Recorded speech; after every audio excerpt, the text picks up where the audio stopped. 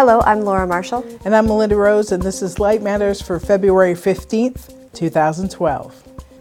In this week's 5 Minutes to Enlightenment, butterfly wings inspire a new thermal sensor, a new resonator overcomes obstacles to creating the ultimate nanolaser, hidden earthquake damage is revealed by lasers, quantum dots switch neurons on and off, and iron becomes transparent in the X-ray wavelength. A recent man-made material, combined with Mother Nature's 5-million-year-old butterfly wing design, led to the development of a new sensor that is faster, smaller, and more sensitive than today's thermal imaging devices for possible applications in advanced industrial inspection, medical diagnostics, and defense. Morpho butterfly scales doped with single-walled carbon nanotubes can efficiently detect mid-wave infrared radiation as visible iridescence changes. The thermal imagers can sense temperature changes down to 0.02 degrees Celsius at a response rate of 1/40th of a second. The new bio-inspired nanostructured system could enable broader application of thermal imaging by improving manufacturability, image resolution, sensitivity, and response time of new systems. The GE research team is now working to make photonic nanostructures inspired by the wing scales for highly selective vapor sensing applications, and say commercial applications could reach the market within the next 5 years. Two very low-power telecom frequency lasers, the smallest room temperature nanolaser to date, and a highly efficient thresholdless laser that funnels all of its photons into lasing, were developed at the University of California, San Diego. The thresholdless laser could help researchers as they develop new metamaterials for applications ranging from super lenses for seeing individual DNA molecules or viruses to cloaking devices. Usually, the smaller a laser is, the greater the pump power needed to reach the point of lasing. To overcome this problem, the researchers developed a design that uses quantum electrodynamic effects in coaxial nanocavities to alleviate the threshold constraint. The team built the thresholdless laser by modifying the geometry of this cavity. The new design allowed them to also build the continuous wave nanolaser. Both could be useful in future optical circuits. Did you feel that? Geologists from the US, Mexico, and China conducted the first ever before and after imaging survey of an earthquake using light detection and ranging, or Lidar.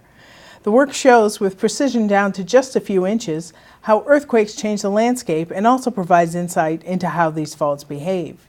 Working with the National Center for Airborne Laser Mapping, they used data from the 7.2 magnitude quake that struck near Mexicali, Mexico in April 2010, knowing that the area had been mapped with LiDAR in 2006. The virtual reality facility at UC Davis's W.M. Keck Center for Active Visualization in Earth Sciences was used to handle and view the data. By comparing pre- and post-earthquake surveys, they could see exactly where the ground moved and by how much. The 2010 quake didn't occur on a major fault, but ran through a series of smaller faults, a type of earthquake that occurs without warning. The new LiDAR survey shows how 7 of these faults came together to cause a major earthquake. A non-invasive method that uses light from electrons confined by quantum dots to activate and control highly targeted brain neurons offers an alternative to scalp electrodes or brain implants to study cell communication and how specific cells contribute to brain disorders. Systems located on the scalp or implanted in the brain to deliver zaps of electricity for cell stimulation affect areas too large to target the behavior of specific cells. A recent attempt at Stanford to flip cells on and off using photostimulation required that the cells be genetically altered to be light-controlled. But a team at the University of Washington, led by an electrical engineer and a biophysicist, has now developed an alternative that uses quantum dots to confine electrons within 3 spatial dimensions. When excited by electricity, these electrons emit light, but at very precise wavelengths, determined both by the size of the quantum dot and the material from which it is made. Cells were cultured on quantum dot film so that the cell membranes would be close to the quantum dot coated surfaces.